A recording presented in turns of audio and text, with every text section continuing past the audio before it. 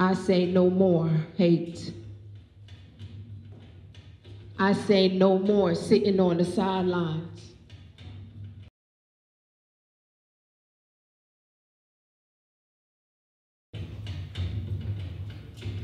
I say we must stand as one.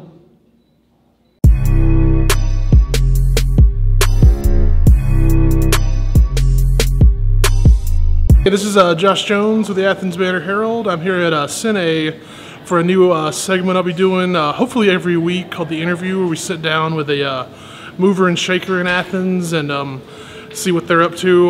Tonight I'll be speaking with Mokah Jasmine Johnson, who has a new book coming out. So look for that.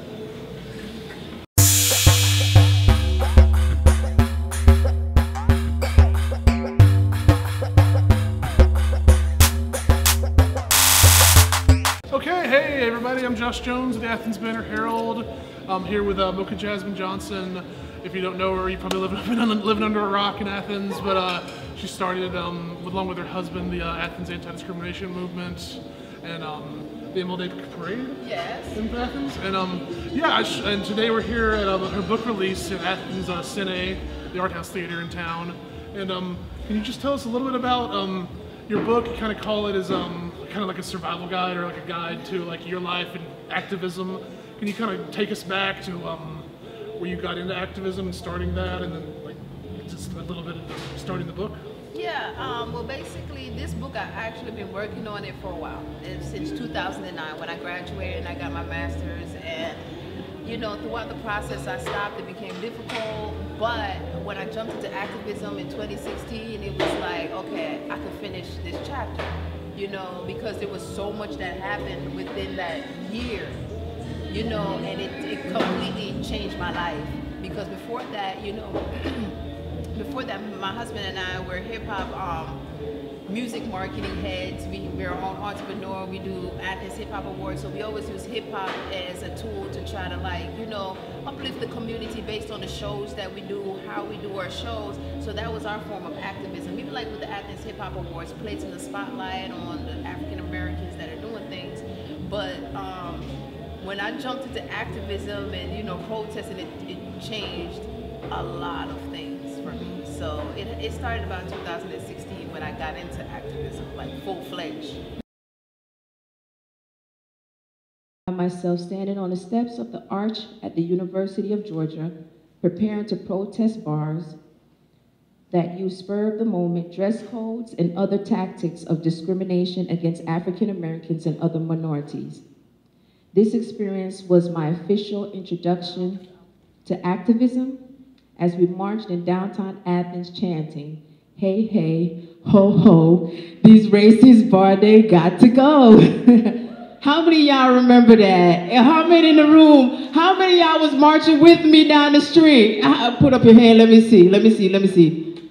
Okay, can we say this chant one more time before? Do y'all remember it? Hey, hey, ho, ho, these racist bar, they got to go. Hey, hey, ho, ho, these racist bar, they got to go. It came to the point where I had some of the VIP girls with me, and it turned into a jam session.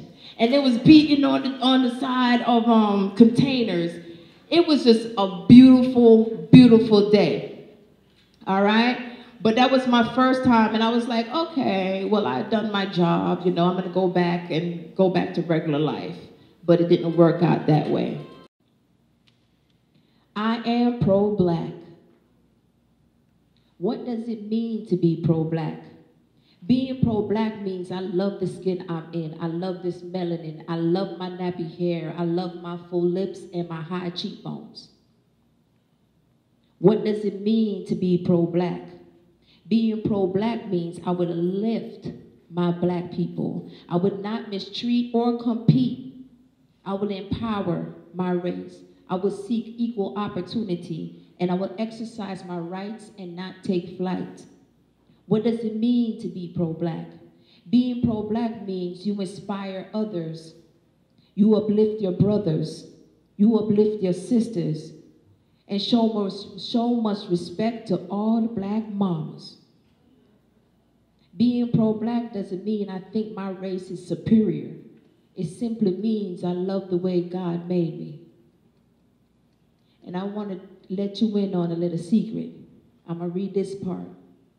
I uplift my brothers. I uplift my sisters. I uplift my brother. You're my sister, you my brother? You my brother. Are you my sister? You're my sister, you my brother. Are you my sister? Are you my sister? Are you my brother?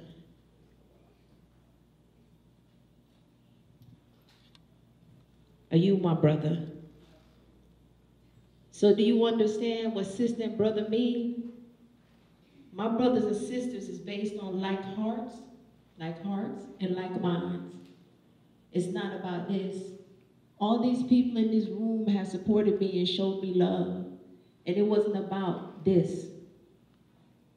And we're from total different walks of life. Totally different walks of life.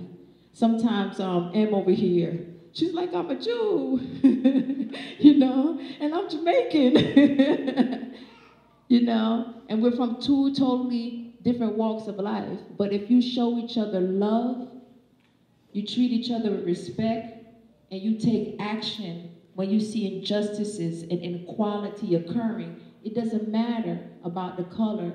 If you see injustices happening, you speak up for your brother and you speak up for your sister, and you cannot be afraid. Because if you be silent, you're just as bad as the person that's committing the crime or committing the hurt or committing the pain.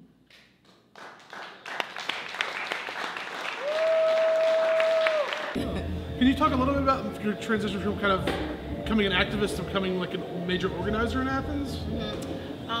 Well, I've always had organizing skills, of course, because we do events and we produce. I just took those skills and everything that I've learned as a music head, as a promotion person, as a marketing person, I put that behind activism. So I think that's why we've been so successful as far as with the turnouts and getting the word out and different things like that. I think that's why we've been successful, because we already knew how to market and we already knew how to organize. We just had to change audiences. And it was based on the message, so it wasn't really hard to find that target audience. But what was the, what challenged you most in writing the book and just finding time for that? I mean, writing a book is a difficult process. It's like writing a dissertation times 10. Yeah. You know, the time. Being that I'm so busy and I'm a mother, no one gives you space. You don't have a week or you don't have hours to where you can just sit and write. You don't have that luxury. So that means I was getting up 2 o'clock in the morning. I was getting up 3 o'clock in the morning and I was writing. I was falling asleep writing. So I had a lot of sleepless nights.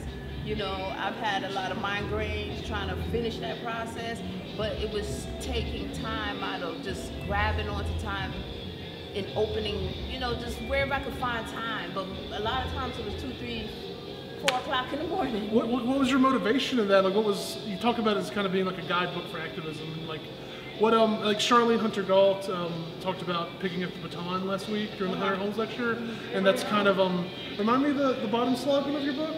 Stop sitting on the sidelines. Yeah, just talk a little bit about that if you would. Well, the true purpose of this book is to motivate people to just get involved, whether it's get involved in your own personal life to change your circumstances, get involved in the community. And it's important because, you know, I didn't know as much as I know now about local politics and how much you can make a difference locally if you pay attention and there's different certain issues, you know. So I want to motivate people to see that, hey, I didn't know, it's not like I studied activism or I got my degree in social justice or something. You know, I'm an educator, and with activism, you have to use that passion. Whatever it is you're passionate about, and just kind of drill it, go after it. So, I don't know. It was a difficult process. That's all I know. My mind, at days, my mind was spinning, but I made it through. Okay. Maybe like, what would you want to say to like a youth that's maybe like experiencing some of the stuff we talked about tonight and like thinking about becoming an activist themselves, as so many young people are today? I would say do it, but learn your rights. Learn what you can do in the activism world, study your history, learn more about history, take the time to read, take the time to research. When things come across, especially with social media, don't just jump on it, because some of that stuff is literally fake. It's not real.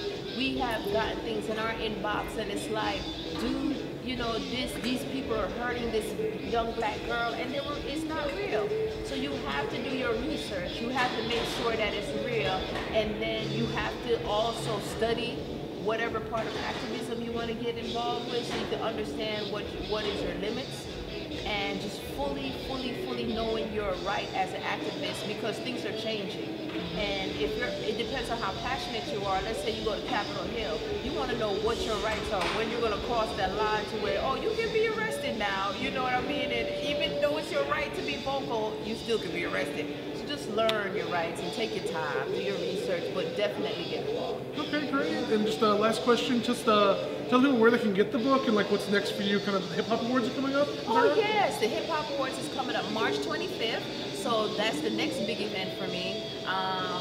You can get the book at www.mokahjohnsonedu.com. That is my website. Click on shop and the book will be there. So yeah, you can find out a lot about me on my website. I've had it for a while, and you know, so people go there and buy the book and all that good stuff. Okay, great. Yeah. Well, thanks so much for your time, and thanks for checking this out. I'm gonna put that link to Mokah's book in the description below for the video, as well as a link to her website, so you can check all of this out. And thanks for your time checking out this video. Thank you. Let's see if we can keep going. Y'all ready? Hey, the streets like the hard body, hard knocks, hard books, trying to raise some hard copies. Imagine living on the streets with no body. Wanna be alive, just dead like cold body. I'm tired of hanging around people with no hobby. And everybody got dreams of driving Maseratis. And everybody got dreams of flashing paparazzi. We not trying to make words like we was playing Yahtzee. I'm in the ghetto trying to counter the struggle. Level blew me out the one and into the bubble. Look, I keep